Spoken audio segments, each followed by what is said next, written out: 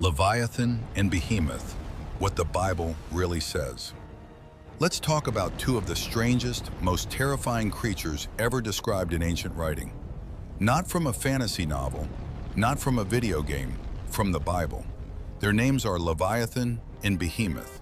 If you've heard those names before, you probably picture a sea monster and some kind of giant land beast. Maybe you've seen them in artwork, huge, monstrous, barely contained. But most people have no idea where these creatures actually come from in Scripture, what the original text says about them, or why they matter. And honestly, when you dig into it, the story gets stranger and more fascinating than most people expect. So let's start from the beginning, the book where it all happens. The main place where both Leviathan and Behemoth appear together, described in full, terrifying detail, is the book of Job. If you're not familiar with Job, here's the short version. Job is a man who has everything. He's wealthy, respected, and righteous. Then, in a conversation between God and a figure called the adversary, God allows that adversary to strip Job of everything. His wealth disappears. His children die. His body is covered in painful sores. He sits on the ground in the dirt, scraping his wounds with a piece of broken pottery. Job's friends come to comfort him.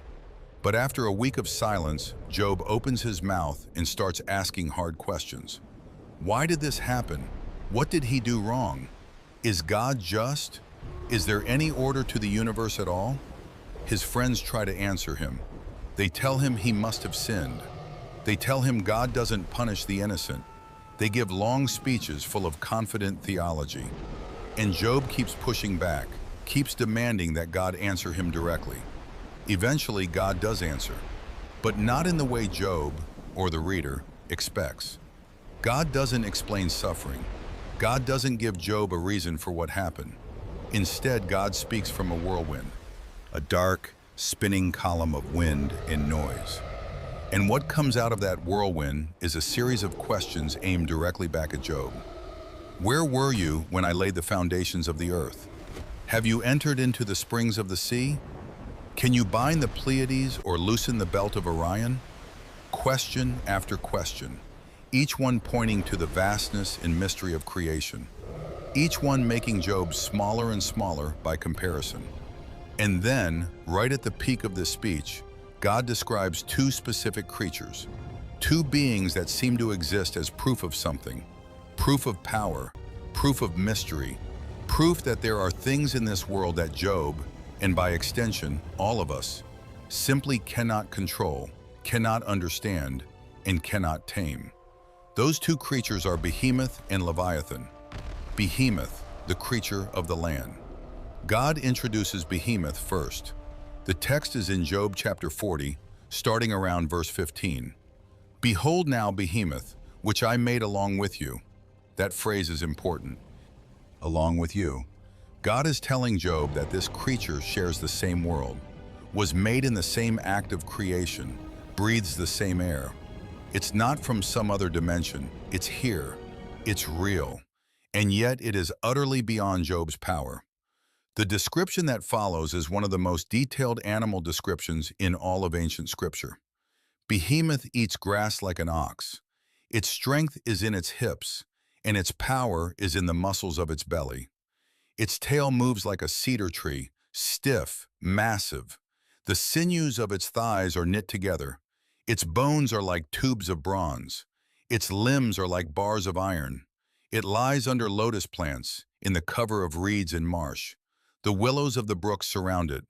The river can surge against its mouth, and it doesn't flinch. It can drink a river and not panic. And then the text asks a question. Can any man take it by the eyes? Or trap it through its nose? The implied answer is no.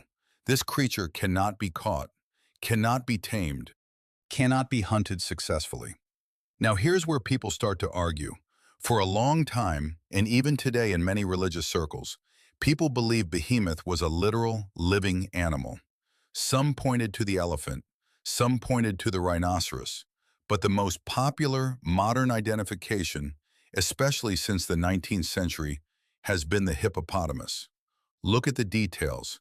The hippo lives in rivers and marshes, It eats plants. It's enormous.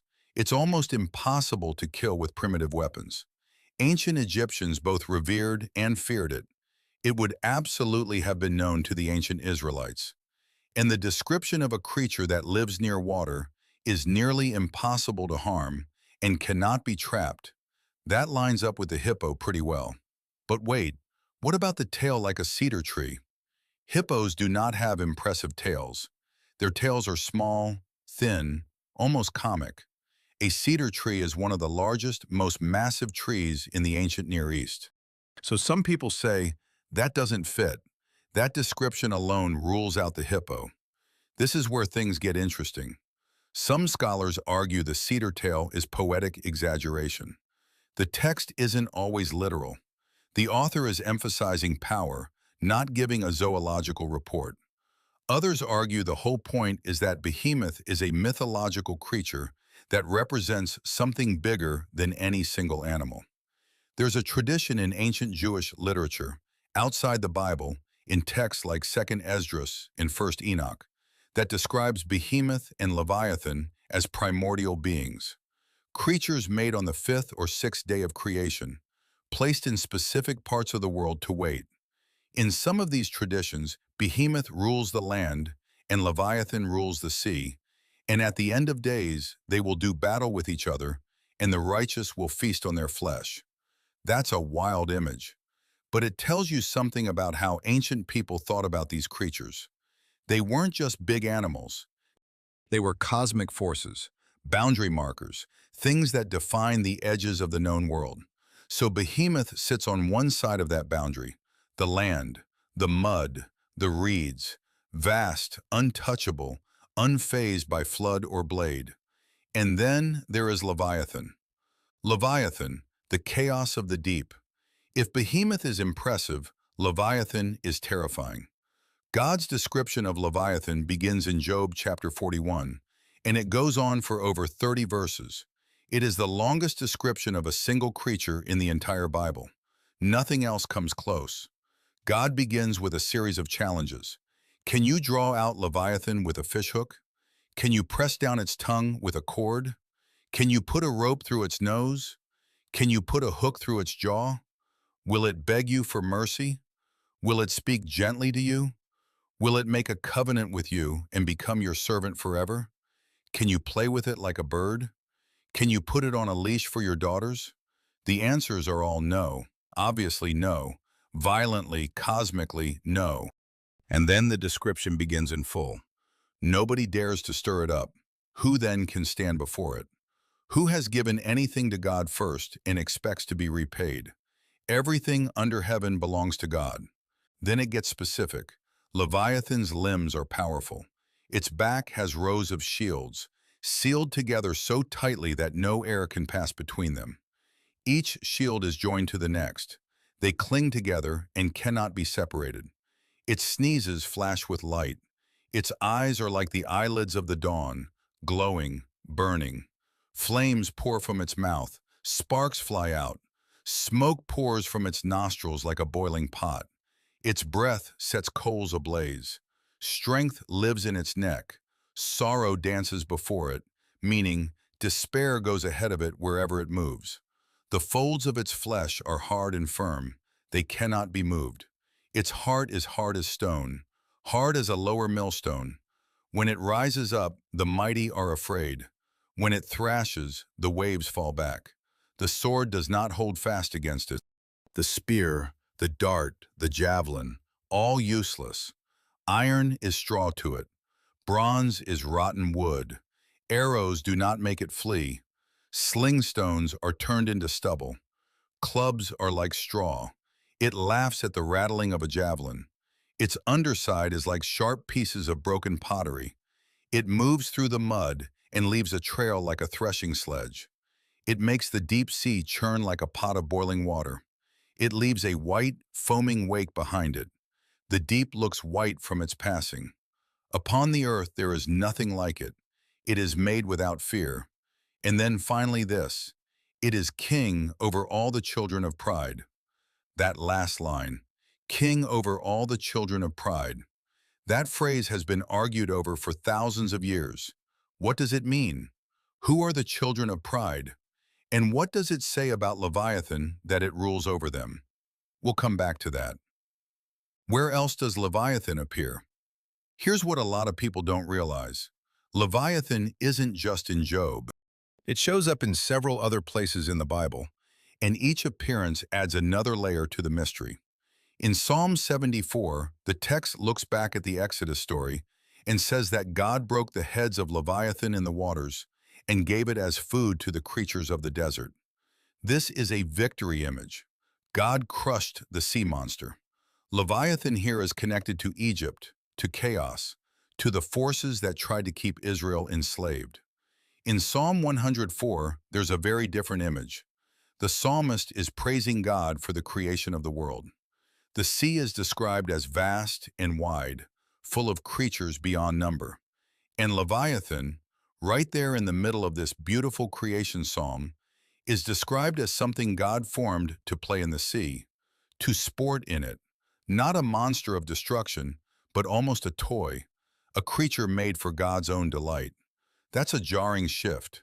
In one psalm, Leviathan is crushed and destroyed. In another, it's frolicking in the ocean like a massive divine pet. In Isaiah 27:1, the prophet speaks of a future day when God will punish Leviathan with a sword. The text calls it the fleeing serpent, the twisting serpent, and it says God will slay the dragon that is in the sea. This is a prophecy. It hasn't happened yet, at least from the perspective of the text. Leviathan still exists. It will be dealt with, but not yet. And then in Job 3, even before the big speech from the whirlwind, Job himself mentions Leviathan. In his misery, Job curses the day he was born and says, "Let those curse it who curse the day, those who are ready to rouse up Leviathan." He's invoking the idea of people who have the power, or the recklessness, to wake something terrible, to stir up chaos itself. That phrase, ready to rouse up Leviathan, it's one of the most evocative lines in all of Job. It suggests that Leviathan is sleeping somewhere, contained, waiting, and that there are people foolish or powerful enough to try to wake it. The ancient Near East connection. Now, here's something that changes the whole picture. The Bible didn't exist in a vacuum. The ancient Israelites lived surrounded by other cultures: Egyptian, Babylonian, Canaanite, Ugaritic. And all of those cultures had their own myths and stories. Some of those stories included sea monsters. In Ugaritic mythology, texts discovered at a site called Ras Shamra in what is now Syria, written in a language closely related to ancient Hebrew, there is a god named Baal who does battle with a sea dragon. That dragon's name is Lotan. Lotan. Say it a few times. Lotan. Leviathan. The similarity isn't a coincidence. Scholars are almost universally agreed that these names are directly related. Same creature, different cultural context. In the Ugaritic text, Lotan is described as the fleeing serpent and the twisting serpent. Those are exactly the words Isaiah uses for Leviathan, word for word, the same ancient description showing up in both places. In Babylonian mythology, there is the Enuma Elish, the Babylonian creation story. In it, the god Marduk does battle with a sea monster named Tiamat. Marduk kills Tiamat and splits her body in half to form the sky and the earth. Creation comes from the defeat of chaos. Order is built on the corpse of the monster. In Egyptian mythology, there is Apophis, also called Apep, a massive serpent that lives in the underworld and tries every night to devour the sun as it passes through the dark hours. The gods fight Apophis every single night to keep the sun alive. All across the ancient world, in culture after culture, there is this same image, a primordial sea serpent, a creature of chaos in deep water, something that threatens the order of the world and must be subdued or destroyed. The Bible is working within that same tradition, but it's doing something very specific and very different with it. In the Babylonian myth, Marduk fights Tiamat as an equal. It's a battle between two powers. The outcome is uncertain until it isn't. In the biblical text, Leviathan isn't God's rival. It's God's creation. God made it. God plays with it. God can destroy it at any time. The monster still exists, still terrifies, still cannot be tamed by any human being, but it is utterly beneath God's power. It's a pet, a toy, a demonstration. That's the theological move the Bible is making. It's taking the scariest thing the ancient world could imagine and saying, even that thing is just a created being. Even that thing answers to God. What does Leviathan symbolize? This is where interpretation gets complicated and honestly fascinating. Over thousands of years, different communities have read Leviathan in very different ways. The most straightforward reading is the natural one. Leviathan is a real sea creature. The most common candidate today is the saltwater crocodile. Ancient Nile crocodiles were massive. They were described in ancient texts as nearly invincible. Their skin resisted weapons. They breathed bubbles that looked like smoke from a distance. They moved through water, leaving churning wakes. The crocodile, some scholars say, explains most of the Job 41 description. But Leviathan breathes fire. That's harder to explain naturally. Some people say the fire breathing is poetic, exaggeration for emphasis. Others say it could describe some kind of bioluminescence, or the way a crocodile's breath might appear as mist or steam in cold water. Possible, not entirely convincing. Then there's the symbolic reading. Leviathan is chaos itself, not just a sea creature, but a personification of everything that is disordered, unpredictable, and threatening. The sea in ancient Near Eastern thought wasn't just water, it was the primordial deep, the void before creation. In Genesis 1, before God speaks light into existence, the earth is formless and void, and darkness is over the face of the deep. The Hebrew word for that deep is tehom. That word is linguistically related to Tiamat, the chaos water, the thing that existed before order. Leviathan swims in that water. It is that water in some sense.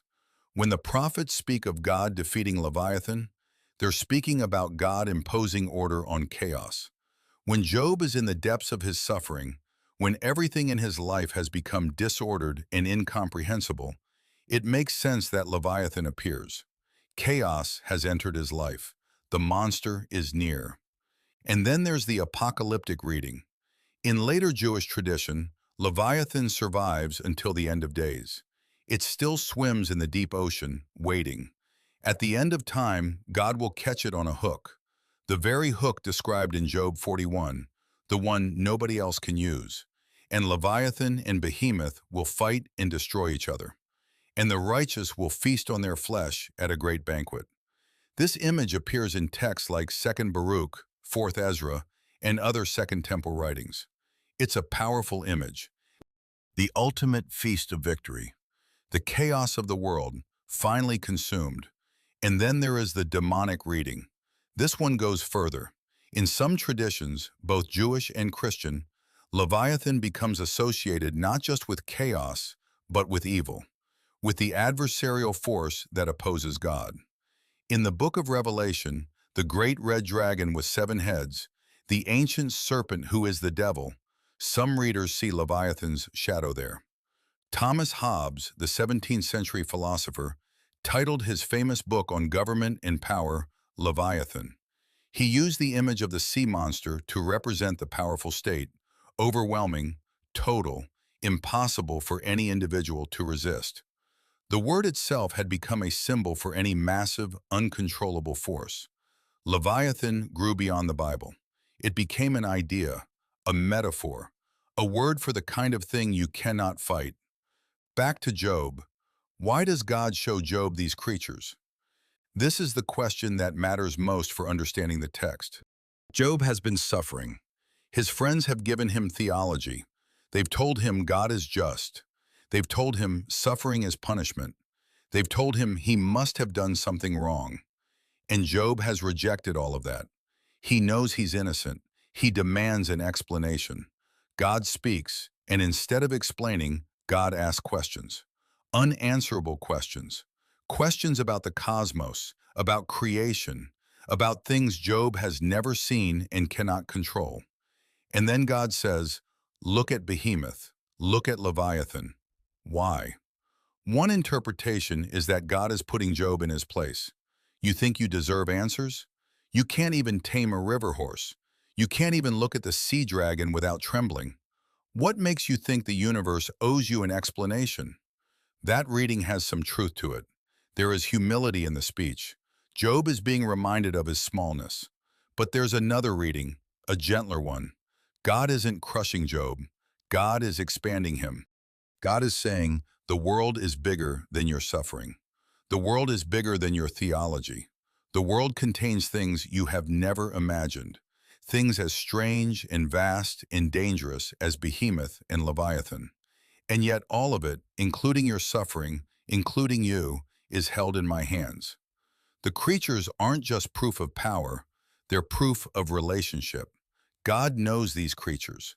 God talks about them with pride, almost with affection. Look at this thing I made.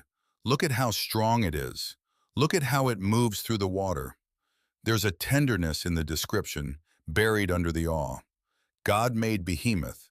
God plays with Leviathan in the sea. These are not accidents of nature. They are not mistakes. They are part of a creation that is stranger and more expansive than Job's neat theological categories can contain. Job's friends had a tidy universe. Sin leads to suffering. Righteousness leads to blessing. Everything can be explained. Everything fits. But the universe with Behemoth in the reeds and Leviathan in the deep is not a tidy universe. It is wild. It is vast. It contains things that do not fit neatly into categories of good and evil, punishment and reward. And somehow, and this is the mystery of Job, that answer satisfies Job.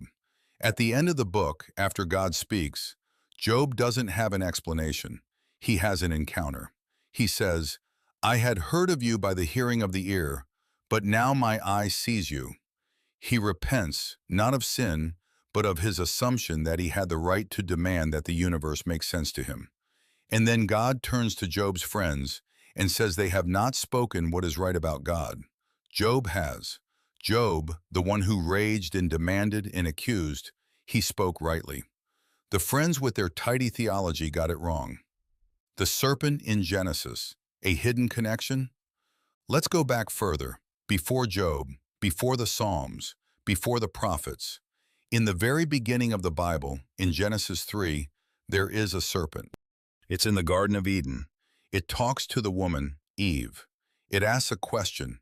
It suggests that if they eat the forbidden fruit, they will become like God, knowing good and evil. The serpent is often identified with Satan in Christian tradition. In Jewish tradition, it's more complicated.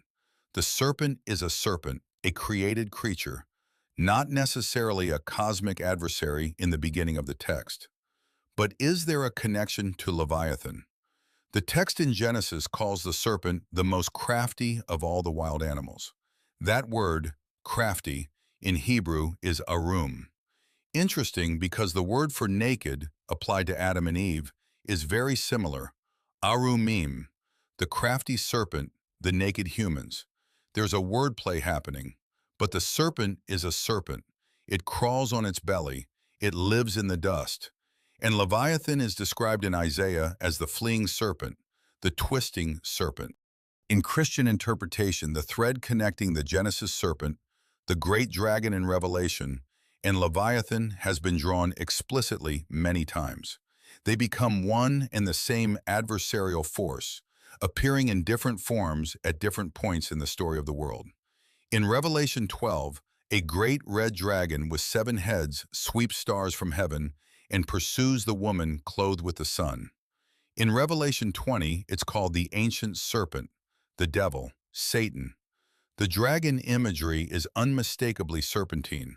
And in Revelation 13, a beast rises from the sea, 7 heads, 10 horns.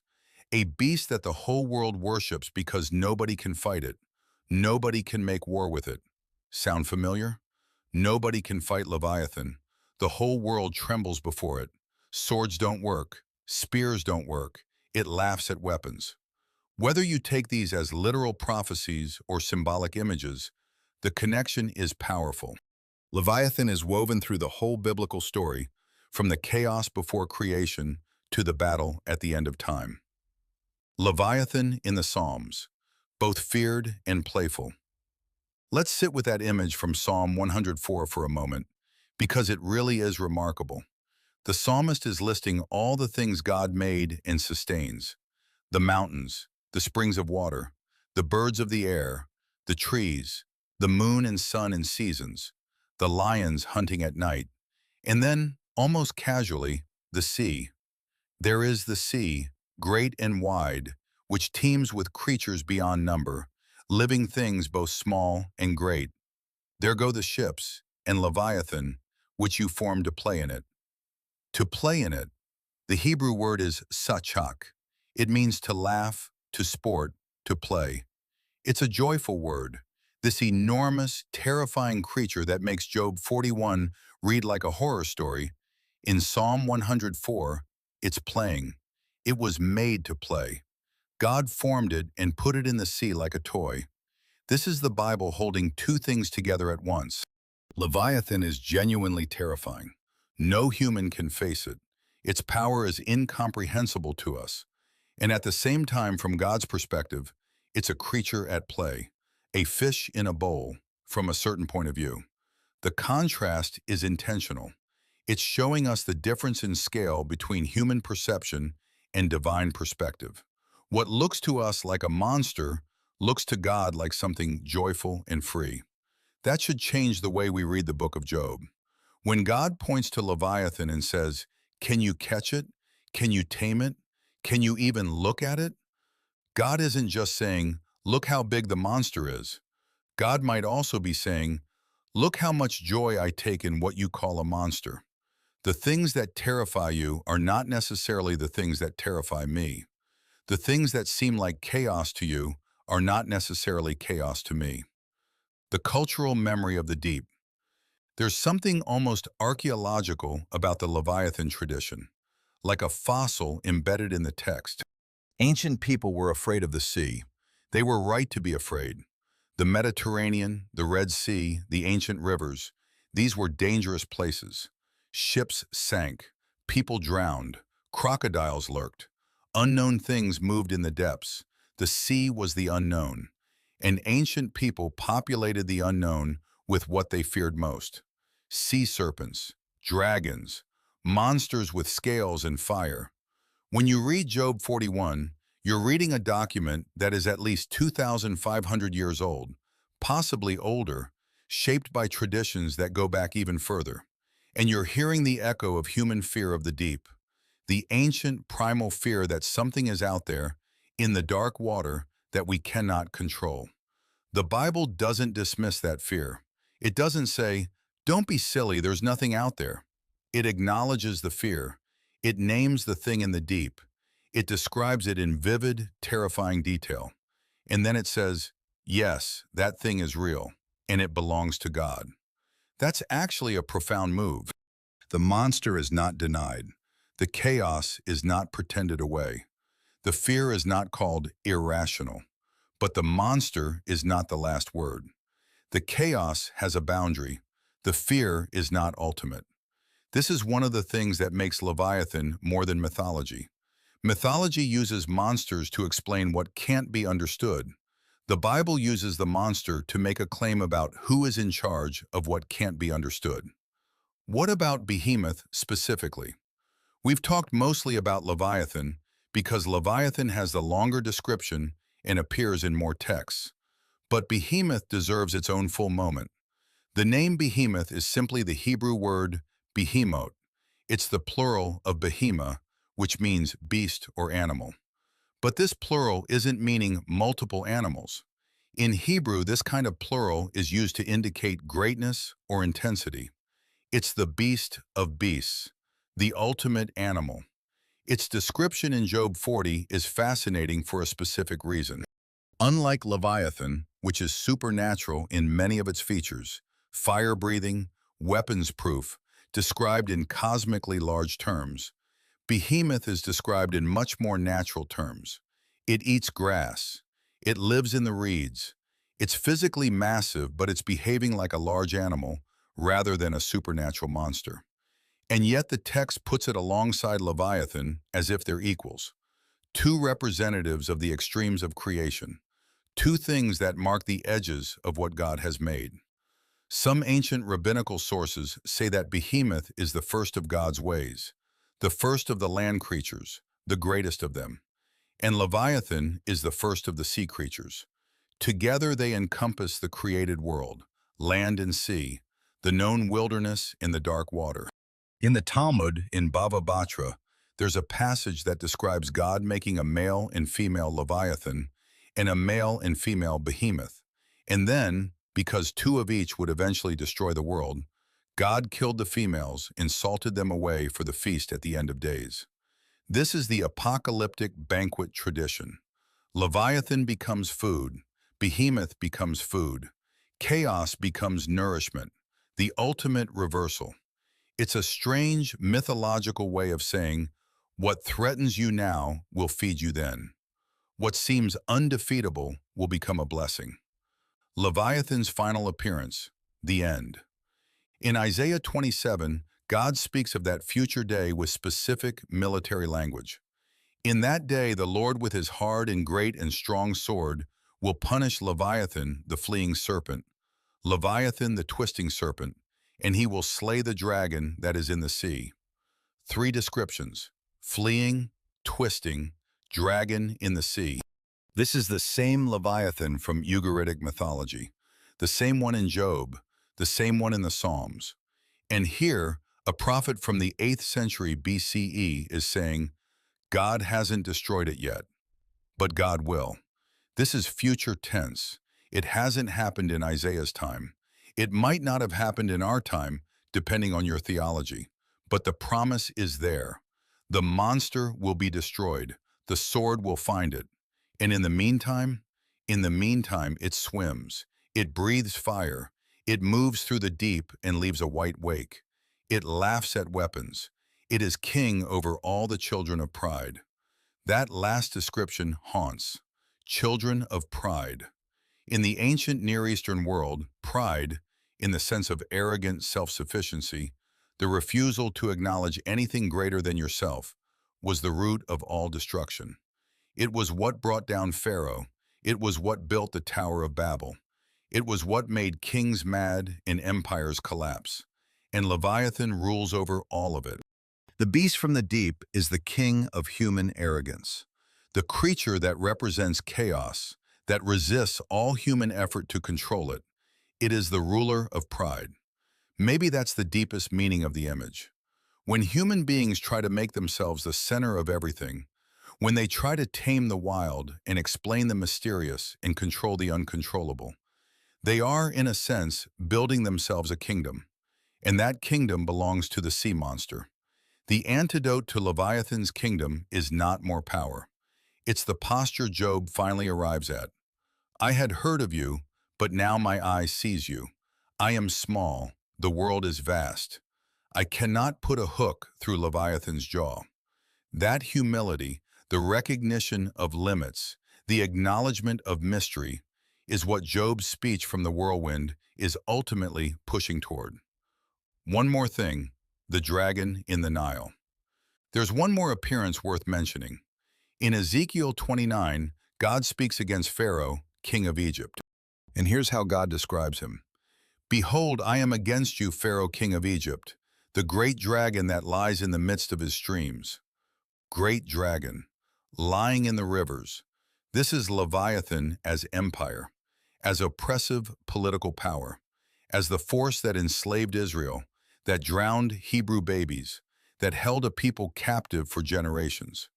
This is the connection Psalm 74 makes explicit when it talks about God breaking the heads of Leviathan in the waters and giving it as food. That's the Exodus story described through the lens of the dragon myth. God split the sea, and the sea monster, in the form of Pharaoh and his army, was destroyed. Leviathan is not just a creature. It is a symbol that can be applied to any force that claims ultimate power. Any empire that says it cannot be stopped. Any system that says it has no king above it, the message is always the same. There is a hook that can catch even you. There is a sword that will find even you. The Lord has a great and strong sword. What do we do with all of this? So we've walked through all of it. The text in Job, detailed and strange. The other psalm appearances. The prophetic references. The ancient Near Eastern background. The apocalyptic traditions. The symbolic readings. What do we actually do with Leviathan and Behemoth? If you take them as purely natural creatures, the hippo and the crocodile, you get a God who marvels at the animal world, who points to the most dangerous creatures on earth and says, "Look at what I made." That's a valid reading. It emphasizes the wildness and wonder of creation. It says the natural world is not tame, not safe, not meant to be fully controlled, and that this is good, not bad.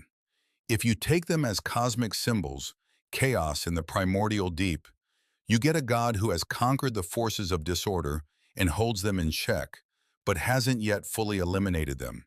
The chaos is real. The darkness is real, but it has a boundary. It cannot cross beyond what God permits. If you take them as apocalyptic creatures still waiting in the deep, you get a story that hasn't ended yet. The world still contains Leviathan. The sea dragon still swims.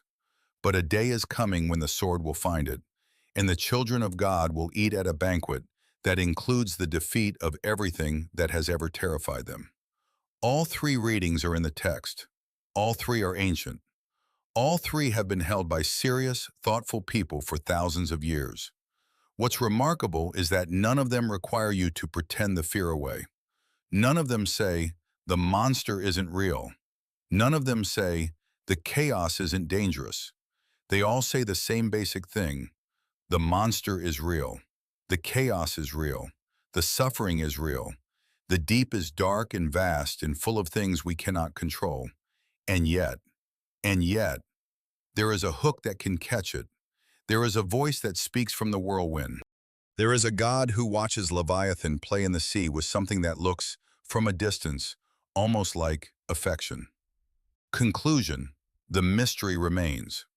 Job never gets an explanation for his suffering. The book ends without one. God restores his fortune, gives him new children, lets him live a long life. But the reason his first children died, the original wager between God and the adversary at the beginning of the book, is never shared with Job. He asks the question, he gets Behemoth and Leviathan instead. Maybe that's the answer. Not a logical explanation, but an expansion. Your world is too small, Job. There are things in it that you have never seen. There are creatures in the deep that no weapon can touch. There is mystery built into the very structure of creation. And if you live in a world that contains Leviathan, truly contains it, truly has it swimming in the deep and playing in the sea, then you live in a world that is bigger than your grief. That doesn't make the grief smaller. It doesn't answer the question of why, but it does something. It changes the shape of the universe from something that should make sense to something that is alive and wild and held. Job sees God, not just hears about God, sees, and that is enough. That has always been one of the strangest, most honest moments in all of ancient literature. A man who has lost everything, who is covered in sores, who is sitting in the ash heap.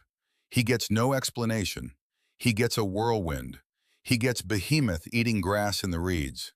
He gets the image of Leviathan's breath setting coals ablaze, and its back sealed with shields, and its wake churning the deep into white foam. And he says, "Now my eye sees you. Now." As if the monster was the answer. As if chaos, contained within the hands of something incomprehensibly large, is its own kind of comfort. Leviathan swims in the sea. Behemoth lies in the reeds. The world is stranger and more vast than any of us can hold in our minds. And all of it, every terrifying, fire-breathing, weapon-laughing inch of it, was made. End.